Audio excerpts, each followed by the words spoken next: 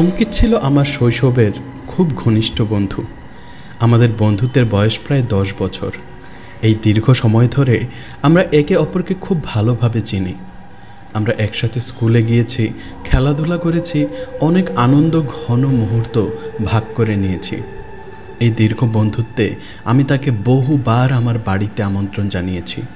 বিশেষ করে যখন মা বাবা বাড়িতে থাকতেন না, আমি তাকে ডেকে আনতাম, একসাথে সময় কাটাতাম, গল্প করতাম, খুনসুটিতে মেতে উঠতাম।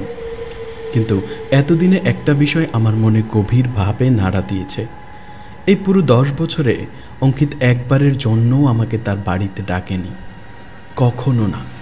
তাই সেদিন সন্ধ্যায় যখন ওর ফোনটা এলো, আমি একটু চমকেই গিয়েছিলাম। কী রে রাহুল, আজ রাতে আমার বাড়ি চলে আয়, বাবা মা বাইরে যাচ্ছেন, সারা রাত থাকবো না। ওর গলার স্বরে উত্তেজনা ছিল, কিন্তু আমার মনে একটা খটকা লাগলো। 10 বছরে যা হয়নি তা আজ হঠাৎ। আমি হাসতে হাসতে বললাম, কি ব্যাপার বলতো, সূর্য আজ কোন দিকে উঠেছে? তোর বাড়ির ঠিকানা তো আমি প্রায় ভুলেই গেছি। ওদিক থেকে অঙ্কিত হেসে বলল, আরে ধুর, তেমন কিছু না। ভাবলাম আজ রাতে দুজন মিলে হরর মুভি দেখব, আড্ডা মারব। তবে আমার বাড়িটা একটু পুরনো আর ছোট, তোর ভালো লাগবে কি না কে জানে। ছোট? ওটা কথার কথা ছিল। শহরের একেবারে শেষ প্রান্তে বিশাল এক পুরনো ধাঁচের বাড়ি ছিল ওদের। নির্জন জায়গায় একা দাঁড়িয়ে থাকা বাড়িটাকে দেখলে মনে হতো যেন গোটা শহরটাই এই বাড়িটাকে কেন্দ্র করে গড়ে উঠেছে। পুরনো সাদা রঙের দেয়ালের উপর বড় বড় গাছের ছায়া এমনভাবে পড়ত যেন ওরা কোনো প্রাচীন প্রহরী বাড়িটাকে যুগ যুগ ধরে পাহারা দিয়ে চলেছে। যখন পৌঁছলাম তখন প্রায় সন্ধ্যা 7টা। অঙ্কিতের বাবা মা বাইরে যাওয়ার জন্য তৈরি হচ্ছিলেন। ওর মা রোগা পাতলা চেহারার একজন মহিলা, রান্নাঘরে ব্যস্ত ছিলেন, আর বাবা হলের এক কোণে চেয়ারে বসে একটা বইয়ে ডুবেছিলেন। আমি নমস্কার জানাতেই মাসিমা আমার দিকে তাকিয়ে হাসলেন, কিন্তু সেই হাসিতে একটা অদ্ভুত শীতলতা ছিল, যেন সেই হাসির পেছনে লুকিয়ে আছে একরাশ ভয়। আমি ব্যাপারটায় খুব একটা গুরুত্ব দিলাম না। সব পরিবারেরই তো কিছু না কিছু টেনশন থাকে। মাসিমা আমাদের জন্য কিছু খাবার দিয়ে গেলেন। যাওয়ার আগে দেখলাম তিনি অঙ্কিতের কানের কাছে মুখ নিয়ে ফিসফিস করে কিছু একটা বললেন। আমি আবছাভাবে দেখলাম অঙ্কিতের মুখটা কেমন যেন ফ্যাকাশে হয়ে গেল। হয়তো বলেছিলেন বেশি রাত জাগিস না বা ওই জাতীয় কিছু। আমি আর মাথা ঘামালাম না। ওরা চলে যাওয়ার পর বাড়িটা কেমন যেন অস্বাভাবিক রকমের শান্ত হয়ে গেল। তাহলে এখন কি প্ল্যান? আমি জিজ্ঞেস করলাম। প্ল্যান সিম্পল, পিৎজা অর্ডার করা আছে আর নেটফ্লিক্সে স্ত্রী 2 দেখব বলে অঙ্কিত আমাকে নিয়ে ওর দোতলার ঘরে গেল। পুরো বাড়িটা যত সুন্দর করে সাজানো, ওর ঘরটা ছিল ঠিক তার উল্টো। বই, জামা কাপড়, ক্রিকেট ব্যাট সব কিছু ছড়িয়ে ছিটিয়ে একাকার। কিরে, তোর মা তোকে বকে না? কি অবস্থা করে রেখেছিস ঘরের? ও কাঁধ ঝাঁকিয়ে বলল, আরে ছাড় তো, সকালে সব ঠিক করে নেব, এখন মুভি দেখ। শহরের কোণে এই বিশাল বাড়িতে আমরা শুধু দুজন। পিৎজা, কোল্ড ড্রিঙ্কস আর ভৌতিক সিনেমার গা ছমছমে পরিবেশ। সময়টা দারুণ কাটছিল। দেখতে দেখতে ঘড়ির কাঁটা 10টার দিকে এগিয়ে যাচ্ছিল। সিনেমা চলতে চলতেই অঙ্কিত হঠাৎ টিভির দিকে তাকিয়ে নিচু গলায় বলল, শোন রাহুল, তোকে একটা জরুরি কথা বলতে ভুলে গেছি। ওর গলার স্বরটা কেমন যেন বদলে গিয়েছিল। আমাদের এই বাড়িতে একটা নিয়ম আছে, খুব অদ্ভুত নিয়ম। রাত 10টার পর কেউ নিজের ঘর থেকে বের হতে পারে না। ওর কথাটা আমার মাথায় ঢুকলো না। কি বলছিস এসব? মজা করছিস নাকি? না, আমি একদম মজা করছি না। ও আমার দিকে না তাকিয়েই বলল, আমাদের বাড়িতে রাত 10টার পর থেকে সূর্য ওঠা পর্যন্ত ঘর থেকে বের হওয়া একেবারে নিষেধ, যাই হয়ে যাক না কেন। ওর কথাগুলো আমার কানে পাথরের মতো এসে লাগলো। মাথা খারাপ হয়ে গেছে তোর? যদি টয়লেট পাই তাহলে কি করব? ও বলল, যা করার এখনই করে আয়। 10টার পর হলে ওই কোনায় রাখা বোতলটা ব্যবহার করতে হবে। ও ঘরের কোণে রাখা একটি খালি জলের বোতলের দিকে ইশারা করলো। প্রথমে ভেবেছিলাম ও আমার সাথে মজা করছে, কিন্তু ওর মুখের দিকে তাকিয়ে আমার বুকের ভেতরটা কেঁপে উঠল। ও সিরিয়াস। ও ওর চোখ দুটোতে ছিল জেনুইন ভয়। আমার গলা শুকিয়ে কাঠ হয়ে গেল। এটা কি ধরনের পাগলামি? সত্যি করে বলতো কি হয়েছে?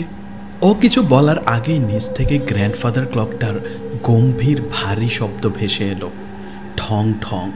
রাত 10টা, দ্বিতীয় ঘন্টাটা বাজার আগেই অঙ্কিত প্রায় লাফিয়ে উঠে দরজার ছিটকিনিটা লাগিয়ে দিল। অঙ্কিত, কি হচ্ছে এসব? আমাকে কিছু তো বল। আমি এবার একটু রেগেই গেলাম। ও কাঁপা কাঁপা গলায় বলল, কিছু না রে, বাবা মায়ের তৈরি একটা নিয়ম, তুই টেনশন নিস না, দরজা বন্ধ করে দিয়েছি, এখন আর কিছু হবে না। এই বলে ও এমনভাবে আবার সিনেমা দেখতে শুরু করলো যেন কিছুই হয়নি। কিন্তু আমার মন তখন আর সিনেমাই ছিল না। আমার চোখ দুটো দরজার ছিটকিনিটার দিকে আটকে ছিল। পুরো বাড়িটা নিস্তব্ধ, কিন্তু এই নীরবতাটা স্বস্তির ছিল না, ছিল ভয়ের। মনে হচ্ছিল এই নীরবতার আড়াল থেকে কেউ যেন আমাদের প্রতিটি নিঃশ্বাস শুনছে। মনে হচ্ছিল ঠিক 10টা বাজার সাথে সাথেই দরজার অপাশ থেকে কেউ এসে দাঁড়িয়েছে, আমাদের জন্য অপেক্ষা করছে। কিছুক্ষণ কিছুই হলো না। আমি নিজেকে শান্ত করার চেষ্টা করলাম, হয়তো আমি বেশি ভাবছি। কিন্তু যেই আমি অঙ্কিতের সাথে কথা বলার জন্য ঘুরেছি, ঠিক তখনই নিচতলা থেকে ধপ করে একটা ভারী কিছু পড়ার শব্দ এলো। অঙ্কিত, শুনেছি শব্দটা? আমি চমকে উঠলাম। অঙ্কিত টিভির দিকেই তাকিয়ে রইল, কোনো উত্তর দিল না। আমি ওর হাত ধরে ঝাঁকিয়ে আবার বললাম, কিরে, শুনতে পাসনি? ও ফিসফিস করে বলল, হ্যাঁ শুনেছি, ওই আওয়াজে কান দিস না, চুপচাপ টিভি দেখ। ওর কথা শেষ হতে না হতেই আবার একটা শব্দ এলো। এবার কিছু একটাকে টেনে হিঁচড়ে নিয়ে যাওয়ার মতো ঘষটানির আওয়াজ। আমি সাথে সাথে টিভিটা মিউট করে দিলাম। আমার রাগ এবার চরমে উঠল। এই শব্দটাও শুনেছিস নিশ্চয়ই, এবার বলবি নিচে কে আছে? ও প্রায় কাঁদো কাঁদো হয়ে বলল, প্লিজ রাহুল, আমার কথা শোন, ওতে মন দিস না, কিছুক্ষণের মধ্যেই ও চলে যাবে। চলে যাবে? কে চলে যাবে? আমার প্রশ্নের উত্তর এলো দরজার ওপার থেকে অঙ্কিতের মায়ের গলা। অঙ্কিত, বাবা, আমি ফিরে এসেছি, দেখ তোদের জন্য কি এনেছি, দরজাটা খোল তাড়াতাড়ি। আমি স্বস্তির নিঃশ্বাস ফেলতে গিয়েও পারলাম না। অঙ্কিতের দিকে তাকালাম, ও ভয়ে পাথরের মতো জমে গেছে। ওর চোখ দুটো দরজার দিকে স্থির। আবারও সেই কণ্ঠ, কিরে, দরজাটা খোল, আমি জানি তোরা ভেতরে আছিস। মাসিমার গলাটা রাতের নিস্তব্ধতায় কেমন যেন অস্বাভাবিকভাবে প্রতিধ্বনিত হচ্ছিল। ওই কণ্ঠস্বরে স্নেহ ছিল, কিন্তু তার গভীরে এমন কিছু ছিল যা মানুষের নয়। আমার বুঝতে বাকি রইল না, দরজার অপাশে যেই থাকুক সে অঙ্কিতের মা নয়। আর তখনই দরজায় টোকা পড়ার শব্দ এলো, কিন্তু সে টোকা মানুষের হাতের নয়। মনে হলো মাংসের থকথকে একটা তাল দিয়ে কেউ যেন দরজায় বাড়ি মারছে, ঠক ঠক। আমি দেখলাম দরজার নবটা ধীরে ধীরে ঘুরছে, বাইরের কেউ ভেতরে আসার চেষ্টা করছে। তোরা কি শুনতে পাচ্ছিস না? কতক্ষণ ধরে বলছি দরজাটা খোল। আগে সেই স্নেহের স্বরটা এবার হিংস্র রাগে ফেটে পড়ল। আমি ভয়ে গুটিয়ে গিয়ে ঘরের এক কোণে সরে গেলাম। আমি জানি তোরা ভিতরেই আছিস, দরজা খোল বলছি। এবার দরজায় সজোরে ধাক্কা পড়তে লাগলো, আর তার সাথে একটা চটচটে শব্দ, যেন কোনো তরল মেঝেতে পড়ছে। আমি সভয়ে দেখলাম দরজার নিচ দিয়ে গাঢ় কালচে লাল রঙের একটা তরল স্রোত ঘরের ভেতর গড়িয়ে আসছে। পচা মাংস আর স্যাঁতস্যাঁতে মাটির একটা মিশ্রিত দুর্গন্ধে আমার গা গুলিয়ে উঠল। অঙ্কিত ততক্ষণে ভয়ে কাঁপতে কাঁপতে কম্বলের নিচে ঢুকে পড়েছে। কিছুক্ষণ সব শান্ত, কোনো আওয়াজ নেই, কিন্তু আমি জানি ও যায়নি। দরজার ওপাশে জমাট বাঁধা অন্ধকারের মধ্যে ও দাঁড়িয়ে আছে। আমি ওর উপস্থিতি আমার শির দ্বারাই অনুভব করতে পারছিলাম। অঙ্কিত হয়তো জানে দরজার ওপাশে কি আছে, এটা তো ওর বাড়ি, কিন্তু আমি কিছুই জানি না। এই না জানাটা ভয়কে আরও কয়েক গুণ বাড়িয়ে দিচ্ছিল। আমার মন বলছিল একবার, শুধু একবার দেখতে হবে দরজার ওপাশে কে আছে। এই ভেবে আমি পা টিপে টিপে দরজার দিকে এগোতে লাগলাম।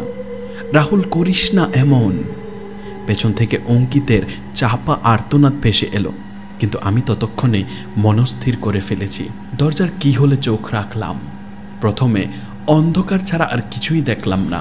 তারপর জানালার আবছা চাঁদের আলোয় হলওয়ের ভেতরটা ধীরে ধীরে স্পষ্ট হলো। কেউ ছিল না, হয়তো চলে গেছে।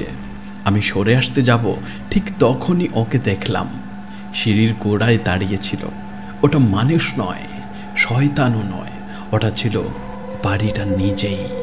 ঘরের টেবিল, চেয়ার, আলমারি, পুরনো কাপড় সব কিছু মিলেমিশে একটা লম্বা কৃষ অবয়ব তৈরি করেছে। অঙ্কিতের মা বাবার পরা জামা কাপড় ওর গায়ে জড়ানো, আর মুখের জায়গায় কিচ্ছু নেই, শুধু একটা শূন্য অন্ধকার গর্ত। আমার সারা শরীর অসাড় হয়ে গেল। আমি আমার চোখের সামনে যা দেখছি তা বিশ্বাস করতে পারছিলাম না। ঠিক তখনই একটা কণ্ঠস্বর আমার চিন্তায় বাধা দিল। আমার মায়ের গলা। রাহুল বাবা, আমি জানি তুই আমাকে দেখছিস। দেখ, তোর জন্য কত চিন্তা হচ্ছে আমার। দরজাটা খোল বাবা। আমি এক ঝটকায় ঘোর থেকে বেরিয়ে এসে পেছনে ছিটকে গেলাম। দরজায় এবার বড় বড় নখ দিয়ে আঁচারানোর শব্দ শুরু হলো। ও আমার মায়ের গলায় আমাকে অনুনয় করে চলেছে দরজা খোলার জন্য। ঘন্টার পর ঘন্টা কেটে গেল। ও আমার চেনা পরিচিত, এমনকি মৃত আত্মীয়দের গলা নকল করে আমাকে দরজা খোলার জন্য প্রলুব্ধ করতে লাগলো। তারপর এক সময় সব চুপচাপ। আমি সাহস করে অঙ্কিতের কাছে গেলাম, যে তখনও কম্বলের নিচে কাঁপছিল। অঙ্কিত, ও চলে গেছে, এবার বাইরে আয় আর আমাকে সব সত্যিটা বল। অঙ্কিত ভয়ার্ত চোখে দরজার দিকে তাকিয়ে বলতে শুরু করলো, আমি জানি না ওটা কি। আমরা ওকে বাড়ির ভূত বলি। আমার প্রপিতামহ যখন এই জমিতে বাড়িটা বানান, তখন তিনি জানতেন না যে এই জমির আসল মালিক অন্য কেউ। প্রথম রাত থেকেই তারা এই সত্তার উপস্থিতি টের পান। নিজেদের বাঁচাতে তারা ওর সাথে একটা চুক্তি করে। অঙ্কিত থামল, একটা লম্বা শ্বাস নিল। চুক্তিটা ছিল, দিনের বেলা বাড়িটা আমাদের, কিন্তু রাত 10টার পর থেকে এই বাড়িটা ওর।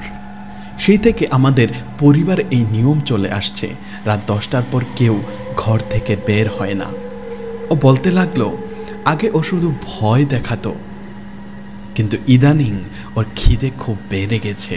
ওর এখন বলি দরকার, একটা মানুষের বলি। এই কথা শোনার সাথে সাথে আমার পুরো পৃথিবীটা দোলে উঠল। আমার সবচেয়ে ভালো বন্ধু, যে 10 বছরে আমাকে কোনোদিন বাড়িতে ডাকিনি, সে আজ আমাকে ডেকে এনেছে বলির পাঠা বানানোর জন্য। অঙ্কিত, আমি তোর বেস্ট ফ্রেন্ড, তুই আমার সাথে এটা কি করে করতে পারলি? আমার গলায় কান্না আর অবিশ্বাস মিলেমিশে একাকার। না রাহুল, আসলে বাবা বিশ্বাস করেন, যদি আমরা ওকে আমাদের পরিবারের বাইরের কাউকে দিই, তাহলে ও শান্ত হয়ে যাবে, আমাদের আর বিরক্ত করবেন না। ওর কথা শুনে আমি বুঝলাম ওর মা বাবা কোথাও যাননি, ওরাও এই বাড়িতেই আছেন, নিজেদের ঘরে লুকিয়ে সবটা শুনছেন। ঠিক তখনই সিঁড়ি বেয়ে ভারী পায়ে কারো উপরে উঠে আসার শব্দ হলো। খেলা শেষ, ও এবার সরাসরি আমাদের সামনে আসবে। কয়েক সেকেন্ডের মধ্যে ও আমাদের দরজার সামনে এসে দাঁড়ালো। তারপর একটা প্রচণ্ড ধাক্কা, পুরো দরজাটা কেঁপে উঠল। ও দরজা ভাঙার চেষ্টা করছে। আর একটা ধাক্কা, আর পুরনো কাঠের দরজাটা এক ঝটকায় খুলে গেল। বাইরে দাঁড়িয়েছিল ও। এবার ওর মুখের জায়গায় ছিল নিচতলার সেই গ্র্যান্ডফাদার ক্লকটা। ঘড়ির ভেতর থেকে একটা যান্ত্রিক বিকৃত স্বর ভেসে এলো, তোমার সময় শেষ। এই বলে ও আমাদের দিকে এগিয়ে আসতে লাগলো। অঙ্কিত ভয়ে চিৎকার করে উঠল। মৃত্যু নিশ্চিত জেনেও আমি এত সহজে হার মানতে রাজি ছিলাম না। আমি পাশে রাখা একটা ভারী টেবিল ল্যাম্প তুলে নিয়ে ওর মুখে, অর্থাৎ ঘড়িটার উপর ছুঁড়ে মারলাম। কাঁচ ভাঙার ঝনঝন শব্দে ও যন্ত্রণায় বিকট চিৎকার করে উঠল। কিছুটা সময় পেয়ে আমি জানালার দিকে তাকালাম, ওটাই একমাত্র পথ। অঙ্কিত, জানালায় লাফ দে। আমি চিৎকার করে ওর দিকে ছুটলাম, কিন্তু অঙ্কিত ততক্ষণে ভয় পেয়ে একটা আলুর বস্তার মতো পড়ে আছে। ও আমার বন্ধু, বেইমানি করলেও ওকে এভাবে ফেলে যেতে পারবো না। আমি ওর কলার ধরে টেনে নিয়ে যাওয়ার চেষ্টা করলাম, কিন্তু ও আবার আমাদের দিকে এগিয়ে আসছে। অঙ্কিত ওঠ, এই খাটটা ঠেলে ওর পথ আটকাতে হবে। হয়তো বাঁচার শেষ ইচ্ছেটাই অঙ্কিতকে শক্তি দিল। আমরা দুজন মিলে খাটটা ঠেলে ওর পথ আটকে দিলাম, কিন্তু জানালাটা জাম হয়ে গেছে, খুলছে না। অঙ্কিত হতাশ চোখে আমার দিকে তাকালো। ওর চোখে অসহায়তা। ও হার মেনে নিয়েছে। মৃত্যু যখন আমাদের দিকে ধীরে ধীরে এগিয়ে আসছে, তখন আমার চোখ পড়ল টিভির পাশে রাখা একটা হাই পাওয়ার ফ্ল্যাশ লাইটের ওপর। শেষ চেষ্টা করতে তো ক্ষতি নেই। আমি লাফিয়ে গিয়ে ফ্ল্যাশ লাইটটা জ্বালিয়ে ওর মুখে ফেললাম। আমি নিশ্চিত ছিলাম যার চোখই নেই তার আলোতে কি হবে, কিন্তু আমার ভাগ্য হয়তো সেদিন অন্য রকমভাবে লেখা ছিল। তীব্র আলোটা মুখে পড়তেই ও যন্ত্রণায় চিৎকার করে পিছিয়ে গেল। অঙ্কিত বলছিল ও দিনের আলোতে বেরিয়ে যায়, তার মানে ও আলো সহ্য করতে পারে না। আমি বাঁচার একটা পথ খুঁজে পেলাম। আমি অঙ্কিতের হাত ধরে ঘর থেকে বেরিয়ে ছুটতে লাগলাম। ও আমাদের পেছনে তাড়া করতে লাগলো। যখনই কাছে আসছিল আমি ফ্ল্যাশ লাইটটা ওর মুখে ফেলছিলাম, কিন্তু ফ্ল্যাশ লাইটের ব্যাটারিও ফুরিয়ে আসছে। আলোটা ক্রমশ ম্রিয়মান হয়ে আসছে। তার আগেই কিছু একটা করতে হবে। আমার মাথায় একটা বুদ্ধি এলো। ওকে যদি কোনোভাবে সূর্য ওঠা পর্যন্ত একটা খোলা জায়গায় আটকে রাখা যায়, কিন্তু কোথায়? ও তো এই বাড়ির অংশ, বাড়ির বাইরে যাবে না। হঠাৎ মনে পড়ল ছাদের কথা। আমি ওকে আরও রাগিয়ে তোলার জন্য বারবার ওর মুখে আলো ফেলতে লাগলাম। তারপর ওকে পেছনে নিয়ে তরতর করে সিঁড়ি বেয়ে ছাদে চলে গেলাম। ছাদে একটা লোহার দরজা ছিল, সেটা খুলে আমি ছাদে চলে এলাম। আর আমার পেছনে গর্জন করতে করতে ও চলে এলো। কিন্তু ছাদে লুকানোর কোনো জায়গা নেই, শুধু কয়েকটা জলের ট্যাঙ্ক। আমি কি ভুল করলাম? ফ্ল্যাশ লাইটের আলোটা একবার জ্বলতেই নিভে গেল। ব্যাটারি শেষ, মৃত্যু নিশ্চিত। আমি চোখ বন্ধ করে এক কোণে বসে পড়লাম। তার ভারী পায়ের শব্দ আমার দিকে এগিয়ে আসছে। ও আমার সামনে এসে দাঁড়ালো। আমি শেষবারের মতো বাবা মাকে স্মরণ করলাম। আর ঠিক তখনই ওর একটা তীব্র আর্তনাদ কানে এলো, রাগের নয়, যন্ত্রণার। আমি চোখ খুলে দেখলাম পূর্ব আকাশে সূর্য উঠেছে, আর সেই ভোরের আলোয় ওর শরীরটা পুড়ে ছাই হতে শুরু করেছে। ও বাঁচার জন্য দ্রুত ভেতরের দরজার দিকে ছুটল, কিন্তু আমি ওর চেয়ে দ্রুত ছিলাম। আমি ভেতরে ঢুকে বাইরের লোহার দরজাটা বন্ধ করে দিলাম। কিছুক্ষণ ধরে দরজার ওপাশ থেকে ওর যন্ত্রণাকাতর চিৎকার আর ধাক্কাধাক্কির শব্দ এলো। তারপর সব শান্ত। আমি সাবধানে দরজা খুলে দেখলাম বাড়ির যে আসবাবগুলো দিয়ে ওর শরীর তৈরি হয়েছিল, সেগুলো পোড়া মাংসের মতো ছাদে ছড়িয়ে ছিটিয়ে পড়ে আছে। শয়তানটা শেষ, চিরকালের জন্য। ঠিক তখনই অঙ্কিত আর ওর মা বাবা কাঁদতে কাঁদতে ছাদে ছুটে এলেন। যে শয়তান তাদের প্রজন্মকে ভয় দেখিয়ে এসেছে, তাকে আমি আজ শেষ করে দিয়েছি। যে আমাকে তারা বলির পাঁঠা হিসেবে নিয়ে এসেছিল, ওরা আমার কাছে ক্ষমা চাইতে লাগলো। তাদের চোখে ছিল লজ্জা আর অপরাধ বোধ। কিন্তু আমি খুশি ছিলাম, শুধু নিজে বেঁচে গেছি বলে নয়, আমি আমার বন্ধুর জীবনও বাঁচিয়েছি। যদিও আমি জানতাম এই অভিশপ্ত রাতে আমাদের বন্ধুত্বটাও সেই শয়তানের সাথেই পুড়ে ছাই হয়ে গেছে।